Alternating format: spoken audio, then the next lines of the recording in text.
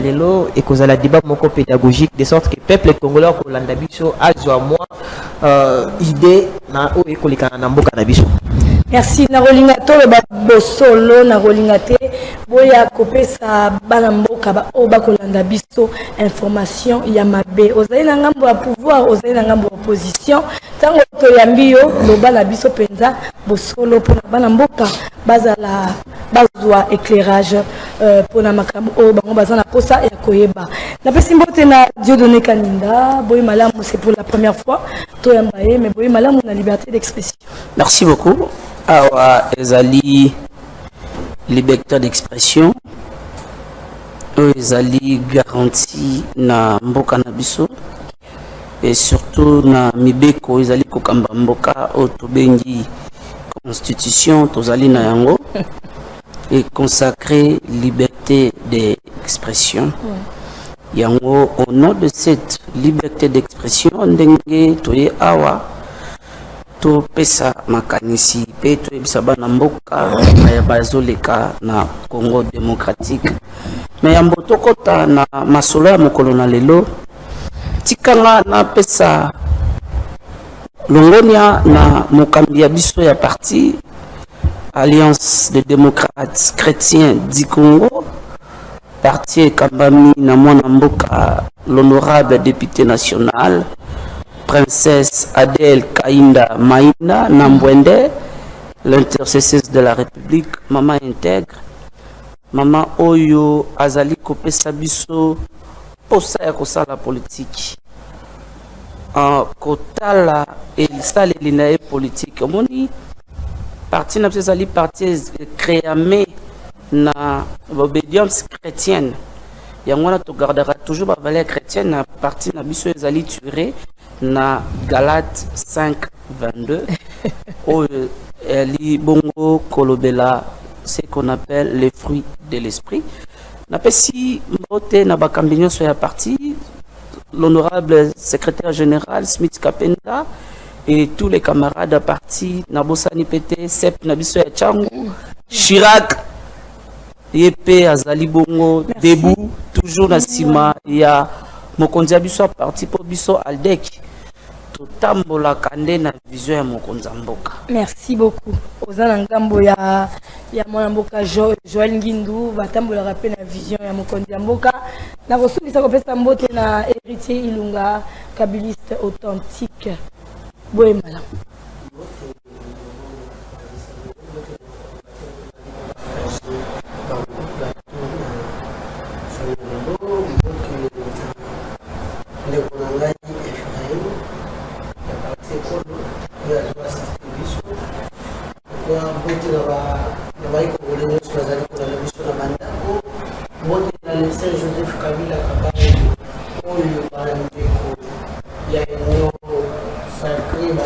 S'acharner contre eux. C'est pourquoi tu as déterminé, fait tu as dit que c'est un Congolais, nous aussi Kawazali, et que ça me la pour laisser Joseph Kabila Kabang, nous allons continuer à battre là, à bombarder parce que Congo, Raba Congolais, Bazali na Bosenga nae, Azong Sinabango, Congo, Nenga Tika ki Ango ya Mobimba, le Congo comme ya Kokabwana, le Congo comme vivre dans l'insécurité, le Congolais va vivre la passe. Mwana mboka nini sepelisaki ba twanga ma majorité tango ba yoka kilika ba sanction wana ya Kabila to moni penza bazaki na sengo makasi koleka nini ko sepelisa bango makasi bongo oyo azali ko kikakate il fallait ba continuer ko sepela na eloko to koloba ya pasi komela ki je crois bato eza ya pas cité parce que eza na impact mokote parce que ba sanction wana awa eza mbala ya moté na Congo na biso Evariste Boshaba eza na sanction vice-président ya Sénat vice-président ya Sénat eza na sanction Lambert Menda na sanction oyo na général Tango Fort na sanction eza neti banque centrale du Congo lobi mama Asmino ko salela ka lisusu musolo franc congolais te parce que ba monique na franc congolais oyo bombi na banque centrale ndozo sala kango ba transaction na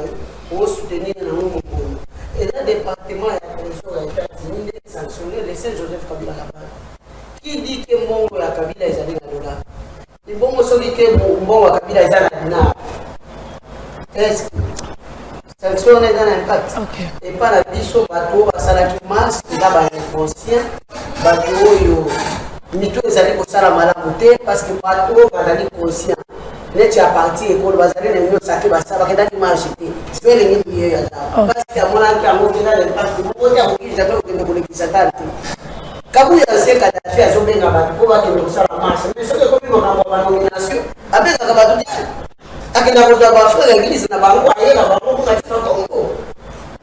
Alors comment okende kosala marche yango okende na bameti bamoyibi oyo bakende bakunga baye wana bakeye basali kobina est ce que oli bakunga za c'est pourquoi et pas la vie sur les impacts de côté. Mais là, tout ce qui est commencé, Kadhafi, les autorités, Kabouya, on va continuer ça. Merci. Moi, je suis Lunga Bandeko, Toza Awa. Na fongoli téléphone, na bandeko, benga biso. Il serait mieux peut-être beaucoup mais la biso parce que nandeto kozala tenzana débat koyamba bino kozala pasi soki bobengi soki bokomeli biso ata SMS ou bien na WhatsApp toyeba kotanga ngo pe kokomisa yango et pas bandeko nyonso tout bazana biso na plateau. Alors nazoni na mwana mboka Dieu donné oyepsi biso wa obeti di solo moko ya liberté d'expression ezali penza na kati ya constitution mais soki tokoki kobeta nanu lisolo ya constitution yango parce que moko to kolinga kotika yango mais tomoni eza kokanga makaka ti lelo tomoni na ba pasteur bakoti makambo oyo toyebaka kaka bamakambo mboka ezalaka mingi église catholique ntango ba pasteur bakoti yango po baza na choix te ke soki oboye église ekomi na ba menace bapesi bango mo eloko to bakolobela yango vraiment na kati ya mitema na bango parce que lelo bayebake bakomi sujet ya actualité pe sujet ya critique na makambo oyo ya constitution. Merci beaucoup Madame Yasmine pour la question. Liberté d'expression est reconnue dans la constitution. Et ça, libertinage, vous avez entendu des propos tenus sur ce plateau. Après, quand la justice de mon pays va mettre la main sur lui, vous allez monter au créneau, bolobake, dictature, on est tenté de traquer des opposants. Mais il a traité un monsieur voleur Moïbioyo. Il y a un principe de droit pénal et le baka était Motoyo Azali à celui qui allègue les faits a la responsabilité d'apporter des preuves. Donc c'est-à-dire en latin balobaka actori en cumbi probantio. Si le procureur dans sa mission a se saisir sans être saisi par une plainte qu'à fandi boye alande mission akati yobi moyibi wana ayibaka yo nini Aïbaka, wapi. Et là, vous allez dire que parce qu'il vient défendre Kabila, Ndebakangiye, Aokomao, prisonnier politique. Mais il a tenu des propos graves ici, sur ce plateau, contre un monsieur comme Willy Bakonga, qui a rendu de loyaux services à la nation. Oh, yeah, ta chef de RIA, Tikala Kosa et l'État congolais. Mais sur ce plateau, au nom de la liberté d'expression, on lui laisse les pasteurs. Ils sont libres. Quand Ambongo dit non au changement de la constitution, on ne tient pas compte de son niveau d'études, on ne tient pas compte de ses études faites.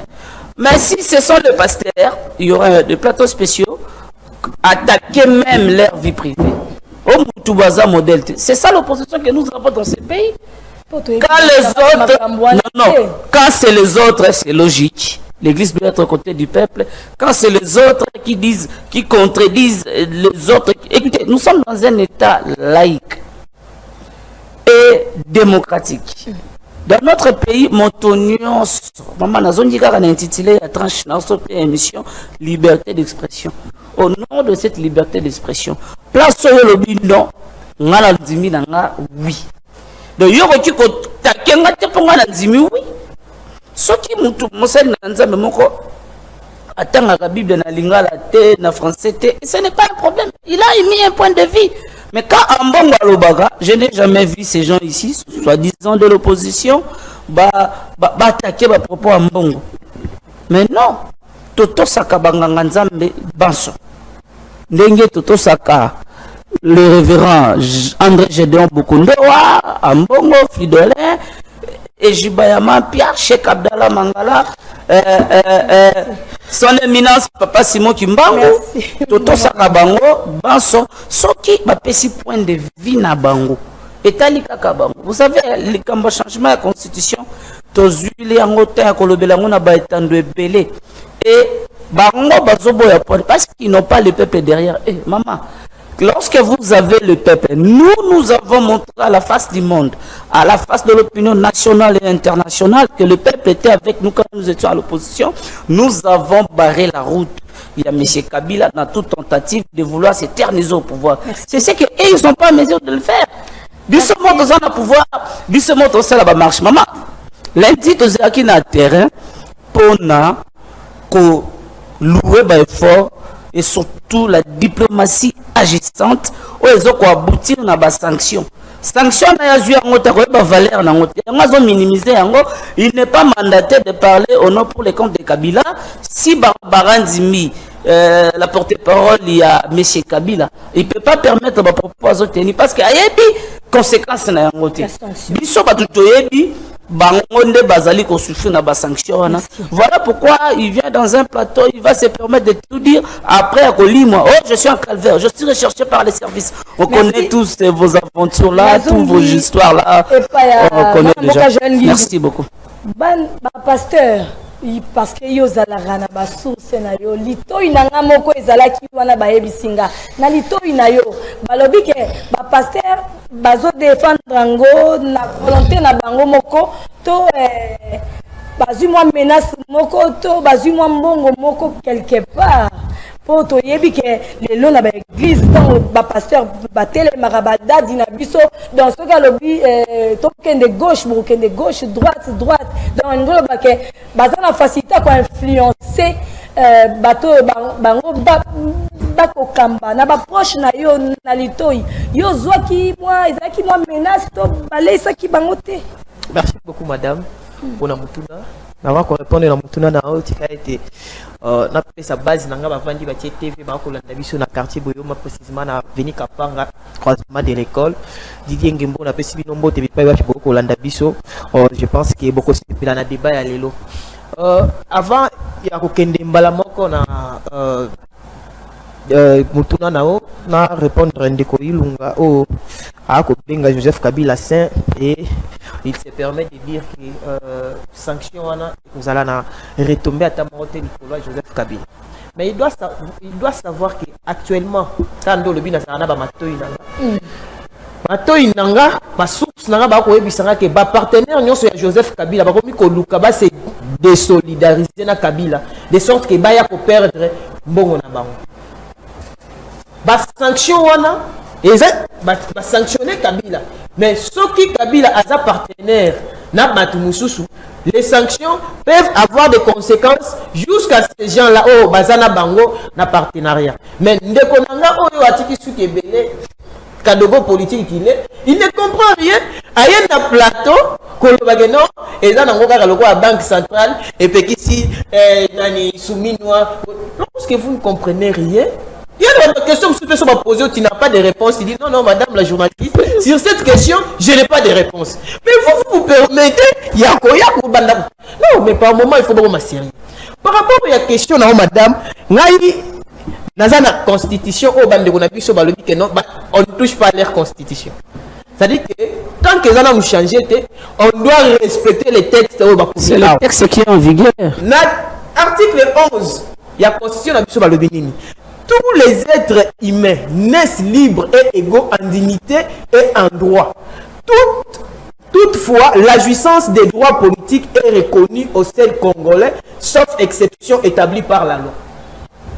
C'est-à-dire que,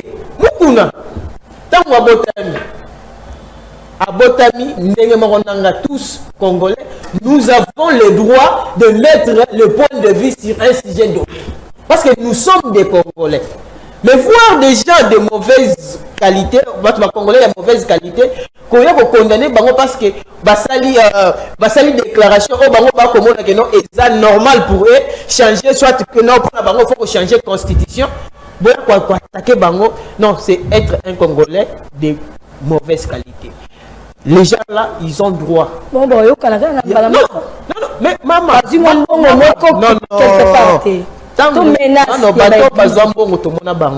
nous avons vu Chole, Ambongo, Bakena Rwanda, kozwa enveloppe et pas Paul Kagame. Baye pour imposer biso dialogue. Nous dire que non, il faut qu'il y ait un dialogue. Dialogue avant, cahier de charges, cahier de charges écrit par le Rwanda. Baye n'a pas imposé biso. Wana bango bana le Canada étant pour défendre les opposants en robe. Mais lorsque les vrais serviteurs de Dieu basent une décision, il y a qu'à défendre le peuple congolais. Parce qu'il s'agit là des vrais serviteurs. Les prêtres n'ont jamais été de vrais serviteurs. Hey. Là, je l'ai dit. Puis à l'époque, quand les Belges bayan mboka awa, ça va vendre ça na musani.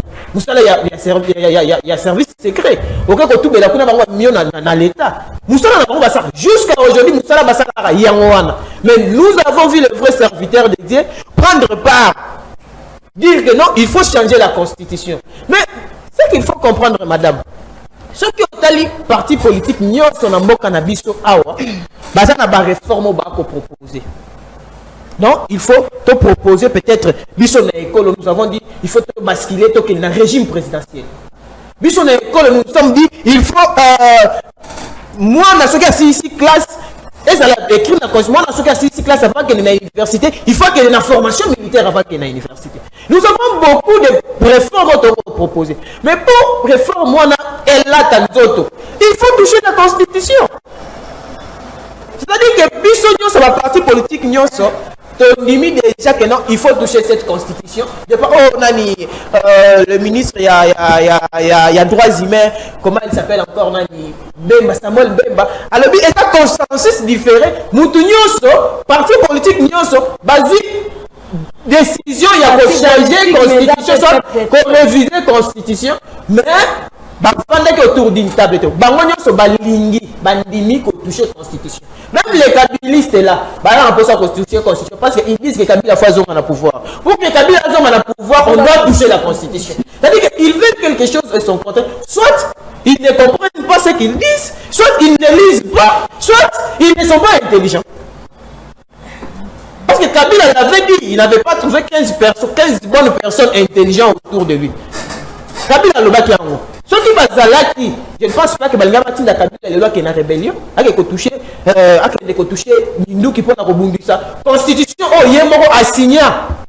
On peut savoir qu'il faut la constitution, signature. On peut savoir parce que toi tu as signé. Au signé constitution, il n'a pas signé comme étant président de la République. Comment Joseph Kabila n'a pas signé comme un individu. Et il y a une constitution, c'est toi-même. Ok, aussi maman qui peut rebondir ça. Pouvoir ici, il y a constitution. Mais soyons honnêtes, soyons sérieux. Merci. C'est-à-dire que nos frères basali nzambe ya solo bazui décision ya ko accompagner la réforme constitutionnelle basée sur une bonne foi à la différence ya bango nayi ko imposer biso cahier de charges écrit na Rwanda. Merci. Là il ne s'agit même pas de niveau intellectuel, il y a tout un chacun. Déjà ce qu'il faut savoir madame basango batanga classe à malonga telle que na kosa la théologie. Non la théologie. Il y a des pasteurs licenciés en droit. Il y a des pasteurs licenciés en droit. Il y a des pasteurs licenciés en économie. Basango batanga kaka théologie. Et si on a sali latin, le roi de mon avis son roi Kabila Pessarabiso non Kabila Pessarabiso de mon roi Moussa Monda qui a tangi théologie arabe kuna aya comme ministre. Il ne sait même pas ce qu'il fait. Il ne sait même pas ce qu'il fait. Imam Bapesi. Normalement, leur place n'est pas ici. Moi, si je commence à condamner le chef de l'État, il est trop large. Le chef de l'État est trop large. Il est trop large. Avec tout ce qu'on parce voit ici. À l'époque de Kabila, ces gens ici tenir des propos comme ça, Kabila dit Bango. Combien de fois nous avons été arrêtés à l'époque de Kabila? Merci mon amboka Joël Nguindou. Comment va combien le bonjour ma soeur Ngolo Banaza, monsieur Baby Beye. Mais pourquoi nous les Congolais, tous aboyés, tout vraiment à la télévision pour parler de Joseph Kabila? C'est la honte. Merci. Ndeko héritier Ilunga, tokomi esika oyo tolingaki. Lobi tovandi totali biso nyonso en temps réel tina ba réseau tomoni elobamaki la conférence de presse ya tata mokonzi ekolo Félix Antoine Tshisekedi Tshilombo. Ba journaliste bazalaki bapesaki bazalaki na mituna misusu euti na ngambo ya peuple ba misusu ya bango moko kaka ba constata. Mais avant tokota na bozindo na yebana soki olandaki yango penza na bato ba journaliste nyonso balekaki balobaki nani atunaki mituna ya malamu po toye tozoyoka après ça ba critique tala oyo aliaki azongisaki boye tala fanatisme nani atunaki penza ba mituna oyo peuple lobi ye penza aye ko défendre peuple aye koloba na kombo na biso. Merci maman Mopanzi Sango. Avant de répondre, service c'est pourquoi c'est une démonstration gratuite. Oui, il y a ça tu as des preuves. C'est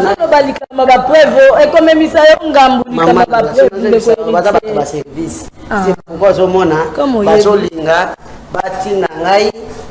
par force na sala outrage pe na côté bozo memanga nazoya nga nazoya boza la pe nazoya parce que te roba ye na ibi yango très bien. OK na yoki ndeko nanga kaninga bien donné ça fait moi mi ko libéré to sala na débat ndeko bien donné a bosani ki service ya renseignement mboka na biso ndeka nga wili bakonga eye na ye bakanga wili bakonga na Brazzaville bapesi na maboko ya service ya kolobaki bakangi wili bakonga na aéroport ya Brazzaville nambo ba transférer na Kinshasa basambisi wili bakonga ba condamné 3 ans pour na moyibi vike président de la République à côté de la kabatuno so basala kamabe na grâce présidentielle batia même ata kombo wili bakonga te en maman oyo mutombo so ezala grosse mutombo ah OK aye ko bimisa wili bakonga na mafia tatu misi wili bakonga na mafia wili bakonga poami ba abatela ki muibi na yo ya ibaki mbongo aye kokota la partie ya MNC ya Jean-Pierre Bemba aye ko longwa aye ko sala partie na ye. Est-ce que na justice oyo la kisaki na ba congolais tilelo décision finale soit jugement définitif et la justice et la kisakake wili bakonga aiba mbongo ya peuple congolais pe bakondana ye 3 ans na mutu ya inyomi oyo azala parti ya moyibi ya Del Kainga aiba biso 130 millions de dollars ya lichum ya manono ngaite rapport ya IGF il y a ce soutenir la Del Kainga dans la partie ya Del Kainga ya moyibi pas fonctionner en esprit na lobi esprit ya ni esprit ya moyibi non Saint-Esprit na lobi mutu ne ti joele moyeni ndute tokabilo mususu mutu ne ti joele ndo parti ekolo na mayele na ino so na yebeli que ça soit kia comme kosala yepe kilia lelo est-ce que akoki koni makokende pa Del Kainga mutu aiba kuma 130 millions de dollars aibi yango peuple congolais atikali a souffrir ti lelo 130 millions ebiko elingaki esala combien de kilomètres de route pour l'intérêt de la population pour bande ko na ngai ya Goma Bukavu Kisangani madeso ya na pete wala ko se retrouver avant lelo ko kenge ti o kenge na bandu dukile nzela zati mbongo na riga kede mais Del Kainga iba mbongo wana merci tolongo wana pas ba rapport IGF ezali OK yango de protéger nai dazo ya mama nanga ba rapport IGF ngai te IGF et protéger nga zo ya papel ba biloko ba soki da wili ba konga tenga do soutenir wili ba konga muibi makambo ya justice ezali Del Kainga muibi IGF yazali na ina ndeko na ngasi ngini Joël mon frère peut-être ba partir ngo zo kumisa e kamusanga atangi ba mukuna ba isi ba mampia kane botangi tangi bango iko mpina yo pena yo tangi bango kokwa na batu wala te parce que na moni mutu akwa na bango ezaka yo na Félix Tshisekedi pe na mito ba Congolais ba kokoni mana lizo mampia te Islama Piaza parmi Batouba Congolais, as ancien rebelle. Abouma Congolais, ce que tu le 100 millions de morts dans la République démocratique du Congo, Islama Piaza 10 millions parce qu'il y a qui est rebelle. Il y a RCD Goma. Islama Piaza qui est député national. Au moins, il a 2 minutes. Oh, maman, balobi ebele jo dans le biso 11 minutes ya. Islama Piaza RCD Goma. Baye kotia ngondenge bazabandaki kopona après dialogue à Saint City de baye ko banda kopona baye kopona Islama Piaza désigné comme député national ya RCD Goma. Na 2006 aye koleka lisusu député national na parti à Zagres na parti à RCD Goma. Islama Piaza faux prophète. À l'époque, à 59 pasteurs et pas Azarias Roubéo, à sa prophétie, Azarias Roubéo comme président de la République. À part Nema Sikatene, Moutoye Bisaki, Azarias Roubéo, à Kolobake, au Kotika n'a jamais comme président de la République. Puis la élection au Kokatan. Ils y vont payer ça bango $600, $600. Balongo wana ki muibi na ina lokoso na ina ki bu criminel na ye. Ils y vont payer kati simba la parce que pas Azarias Roubéo à la kanangambo et pas Jean-Pierre Bemba na ngambo. Ils y vont payer na 60 pasteurs, na 59 pasteurs plus il va 60 et pas Jean-Pierre Bemba. Yoka prophétie ils y vont Jean-Pierre Bemba, Nzambe ala kisingai ndenge zawa okende na deuxième tour après pour le président. Un vrai prophète a ébissé au collègue président. Au de la deuxième tour, au collègue qui peut avoir 10 ans. Ok. Ils vont pas $1000. Ils vont pas prophétie ni ils vont pas essayer de réussir. Ils vont pas aller jouer la bien un vrai prophète, un vrai pasteur. C'est là, maman, on va te dire que chaîne aussi comment on va pouvoir. Boti canal loba. Ba pasteur ya solo belawan est-ce que Izibama peut jouer la bossa ni batu Izibama peut comment on a intérêt à pouvoir ndeko na bossa ni makila ya bande kona biso bakufa o Izibama peut comment et comme sanga Joël na ye pa ya mukuna ta kende ko pesa mu a kende ko lakisa mwasi na ye pa mama Denis et pas maman Olive wana kabila zabie mama Olive azabie. Siko mukuna vrai pasteur mais na fongo le téléphone et bonamoni mutaka na mukuna na zana ngona téléphone est-ce que mu wana de vrai pasteur Joël toko lobi na ye na pas o mususu so déjà prophète à terre a nani aliaka batumbongo na histoire ya Yesu kuto maîtriser kango ata bien aozo mbongo na kombo ya Yesu mais na banque ke na kombo na lofo mutombo zela mama. Mais pour soutenir bateau, pas ça crédible. Na baxelo 1 minute 30. Toyo wana lo Paul Mutombo, lelo mwasi na ye mama bana na ye. Akani lo Paul Mutombo na mwasi mususu. Abengeni mwasi na ndako. Ndelo Paul Mutombo kako ya ko lobela biso ke changement ya constitution. Ata bino moko. Na moment na koti la vie privée na ye na ba fait. Eza makambo e bani mokili mobimba. Joël nande konanga nani kaninda il fallait baye baboye na minute to ana poussa makambo ya changement ou révision ya constitution te na minute eloko ya biso kolobela eza sécurité nano na République démocratique du Congo. Ça veut dire to récupérer Goma, to récupérer Bukavu, to récupérer ça veut dire Congo nyonso tozongi nene tozala ki 45 territoires na 25 provinces plus ville province ya Kinshasa et si le 26 Attends, il y a beaucoup de changement. Les gens qui vivent dans la sécurité, ils ont Jacques Sabane, il y a la police à Congo. Après, il y a le changement. On y attend la macambouette, les réformes à la police, c'est ça. Il n'y a pas de Kabila, FCC, Basali crédible. Mais si, pour l'anda, hérité, il y a une pour que on a suivi ça, la vérité. Ata bakangi okufa na opekate ai na makila kimbangu na makila munze asa kabudino sakufa na yena bajo to est-ce qu'on a question on a qui a conférence pana ngongale yo umela ki 1 minute mama c'est la base minute le bika conférence banani na oyo asala ki na ekidia lelo na ye akumisi makambo DG Peter ayoki singa soli lobby na lingi na lela que ça soit yaki ko aye quand même arranger encore na suka a poser ba question à madame mena bandeli ya sali kidia lelo pour la qualification ya lopa na nini na mondial eza madame il fallait de copie terra bisanga combien de léopards locaux on va kubeta na mondial ba championnat lelo na Congo awa ezalité lina fute kufa il biso ezali sous bien te. Alors, tous les professionnels, question à nani qui malamu non, na sepela qui naie, nenga lobeli makambo banzela, aba, alobeli ayebi que Kinshasa o yebi. Yango. Peut-être ozoyeba. Ozoyeba te. Wana lobaki malamu, alobi makambo maya, alobeli makambo banzela, alobeli makambo kwa. La félicitations. Mais qui dit aller l'honneur la sepela qui te passe na mona qui déjà comme tu sens.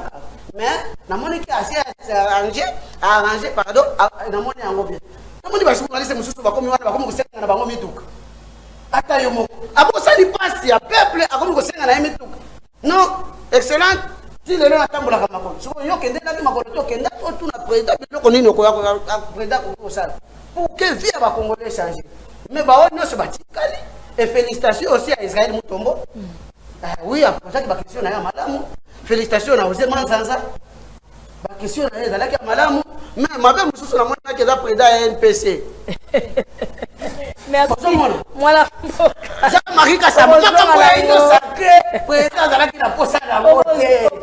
Makambo ya kabuya se Kadhafi namba ta rebelle. Makambo kuna ke ko tuna la opposition alango bato ba ko benga bisona lobby téléphone ouvert si vous pouvez na fongoli téléphone te na ba appel mais boko mela biso parce que to ko ka yamba bino te pona tango mais ba message na bino au moins to tanga yango wana mboka kanina moni penza ozalaki ozotala ozo troisième mandat pona tata mo konje kolo ya lobby soki kaka na ye azana donc troisième mandat ayebi yango te mais soki peuple lingi nde akosala troisième mandat mais toki bato babeti maboko bagangi est-ce que bato nyonso bazalaki kuna bango nde bakorepresente peuple mpona koloba na mokonzi ekolo ke troisième mandat ezali mpona ye bien na kati ya conférence de presse.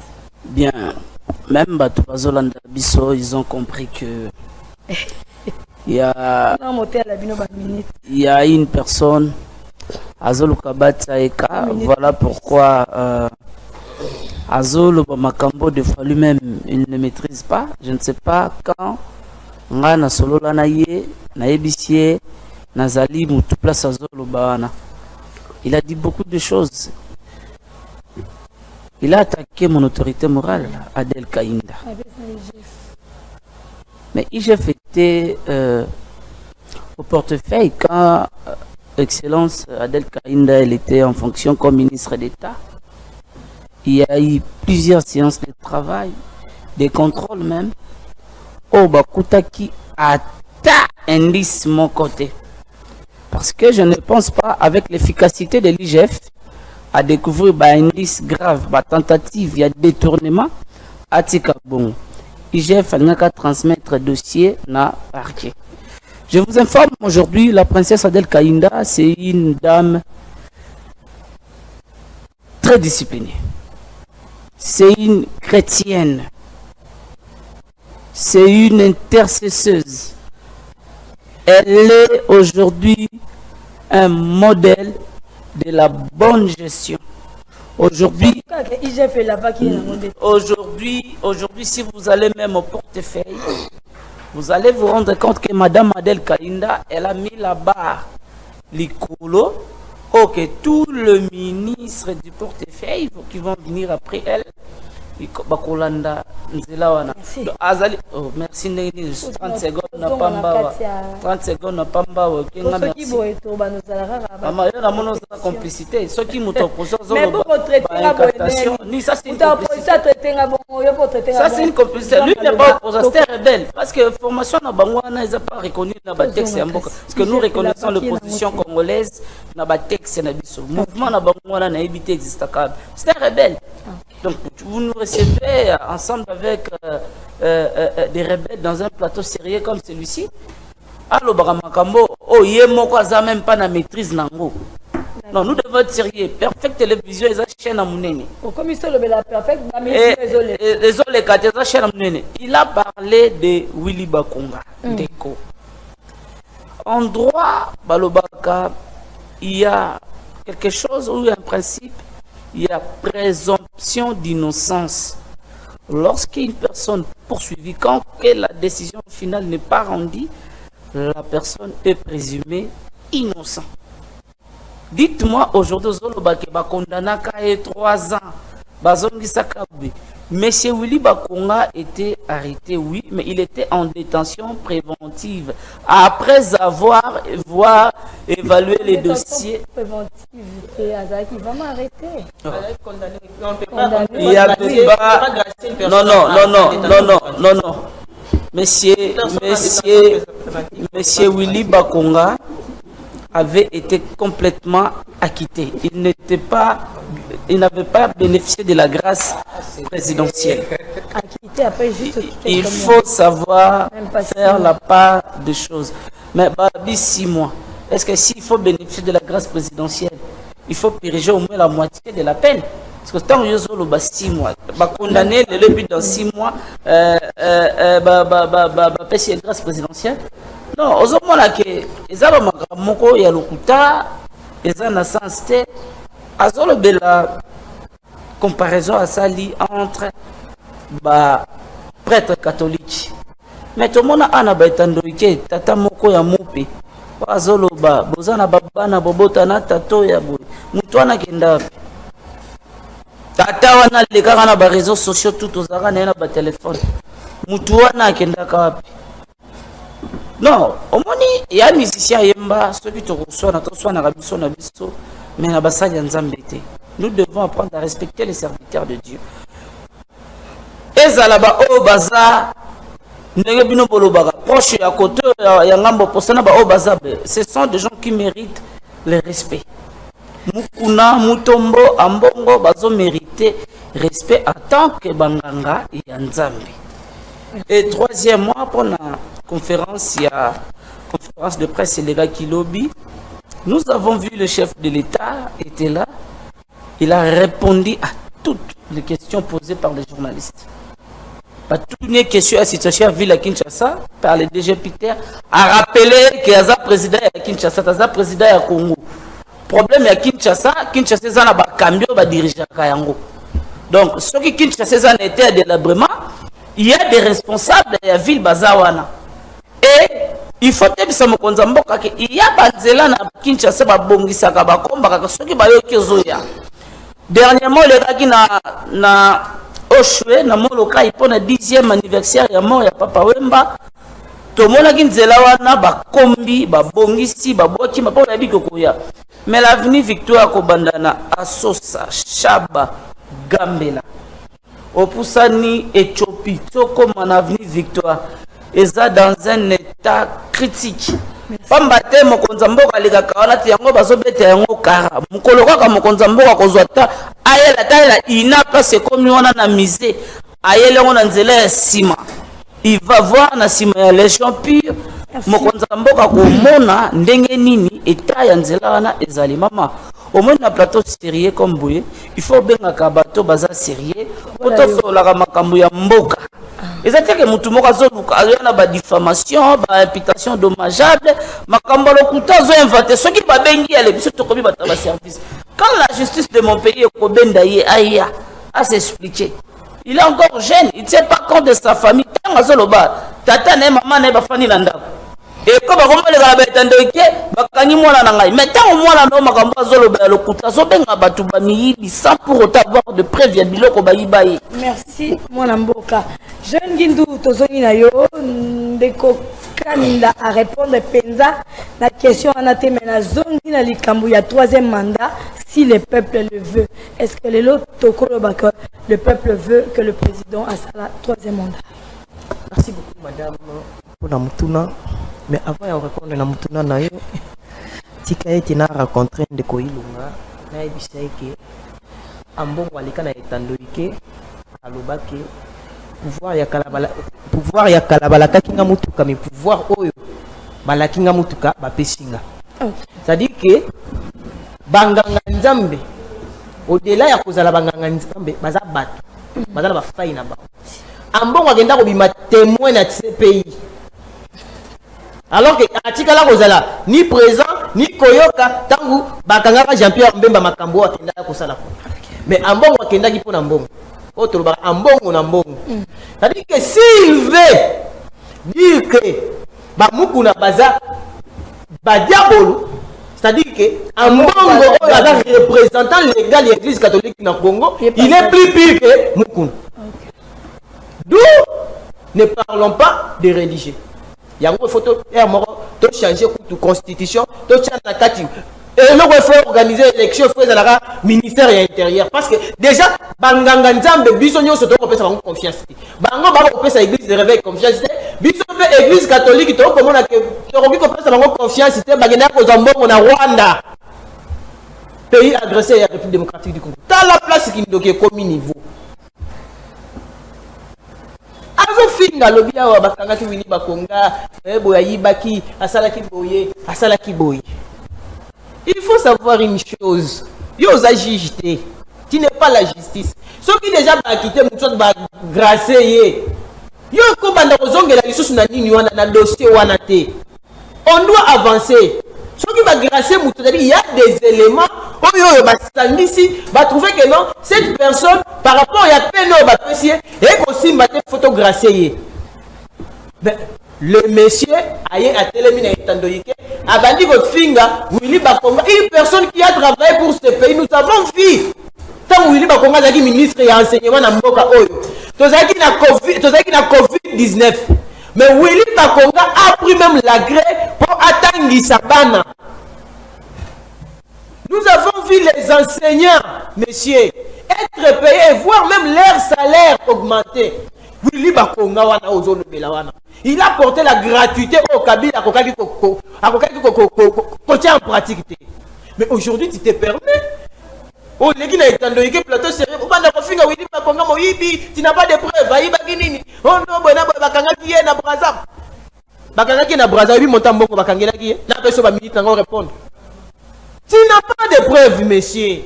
Et tant que vous avez un noté aux ANR, mais si moi j'ai jamais été à l'ANR, est-ce que vous travaillez à l'ANR? Mais non, bon dimanche. Est-ce que vous travaillez à l'ANR? Non, non, il faut qu'on la sérieux. Par rapport à la question, il y a ceux qui peuplent la Lingui, Fati Assa la troisième mandat ou pas. Le président l'a bien dit. Soki. Cela ne veut pas dire que le peuple la Lingui. Soki. C'est au futur. On ne peut pas en parler. Le peuple a s'est décidé au moment opportun. Peut-être tant qu'il y a un référendum. Le peuple a s'est décidé. Le peuple a s'est décidé. Le peuple a s'est décidé. Soit na urne, soit peut-être na marche. Nous avons décidé à Bengana Kabila. Et le peuple peut aussi se décider. Vous savez, vous dites que vous avez le peuple derrière vous. Puis nous opposants. Tout le monde qui déjà en 2015, 2014, 2015, comment est-ce que les pays est fragilisé par le peuple congolais? Pourquoi Balinga qui Kabila té? Mais actuellement, il n'y a même pas de signaux que l'élection est causale. Mais aucun individu a vu la balabala pour atteler l'élection.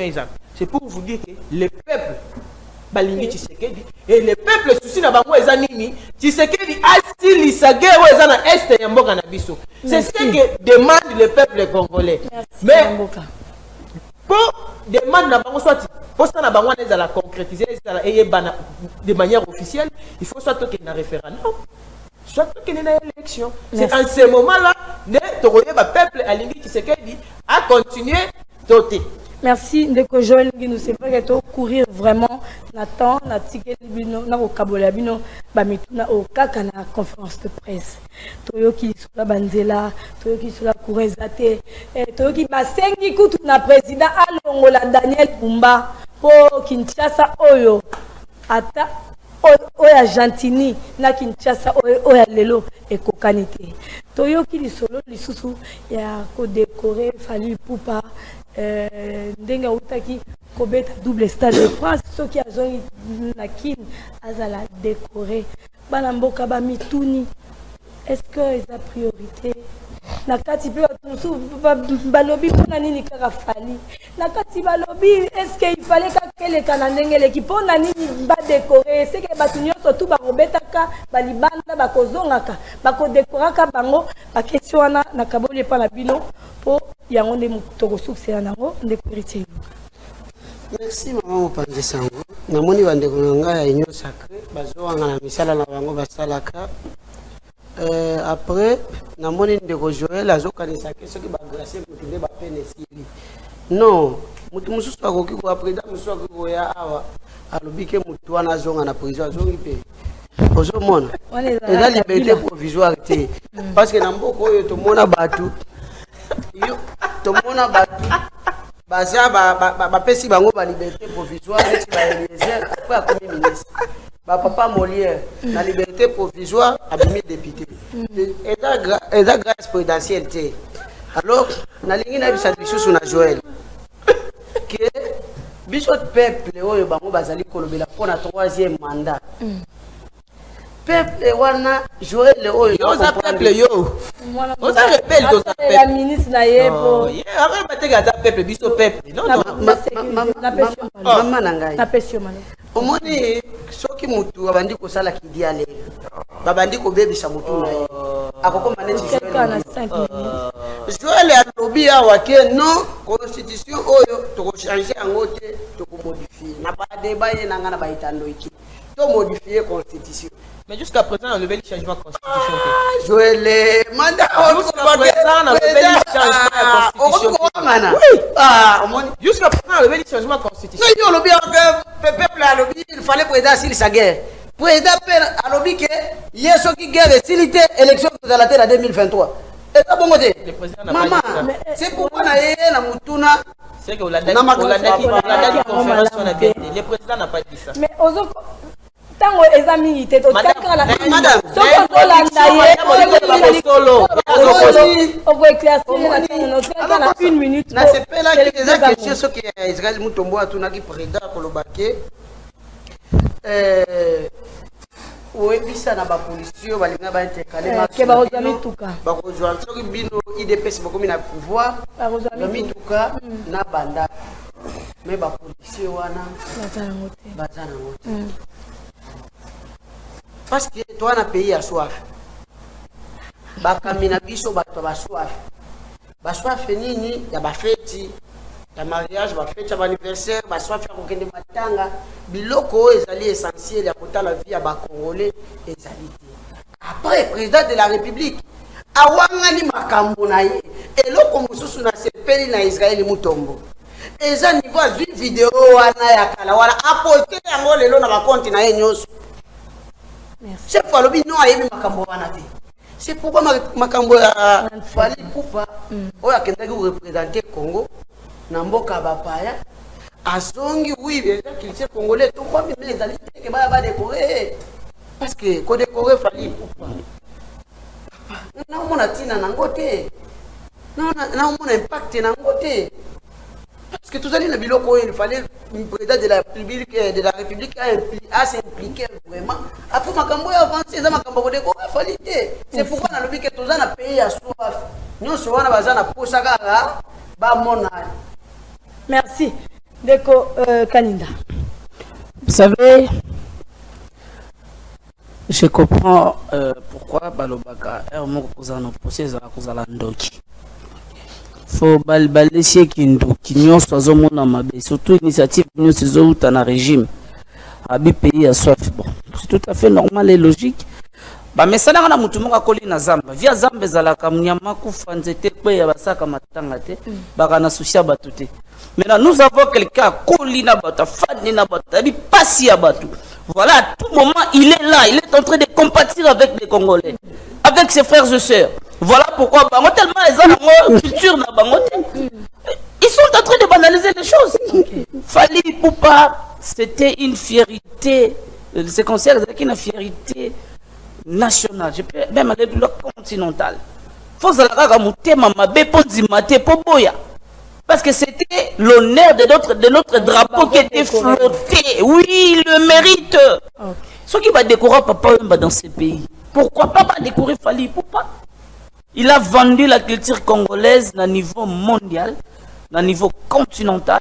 Donc, vous avez vu la ville de Paris, qui vibrait dans le rythme de la rumba congolaise. Même les étrangers, les gens qui ne comprenaient pas l'ingala, bazobina m'aider. Même les Congolais.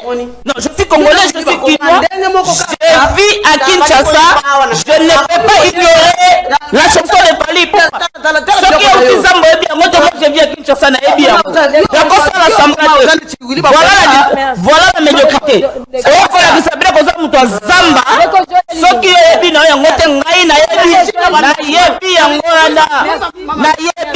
et je le dis et je le confirme quand même micro je me dis à la parole nayebi yango kasite nayebi yango ok congolais il peut ignorer cette chanson de Fali. Pourquoi monsieur toza na zamba te même pas na kokata suki c'est tout un problème. Nous sommes pas dans le zamba toza na zamba te bon mesali na via zamba aweza zamba te monsieur boyeka wada pasate plastique eza zamba te monsieur o pesa zamba te to viva mais quittez sortez une minute dans des cojoli. Mais vous m'avez arraché la parole britannique comme ça madame.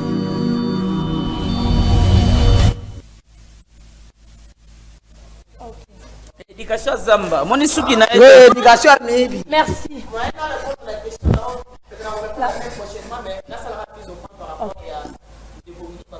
n'a pas été condamné pour détournement. Il a été condamné parce que par petit ça qui comme madame Bongo libata ya mboka au-delà de 10 000 $. Il sous à 10 000 $. Il va coûter qui au moins la Bongo a 10 000 $, peut-être 15 000, 20 000.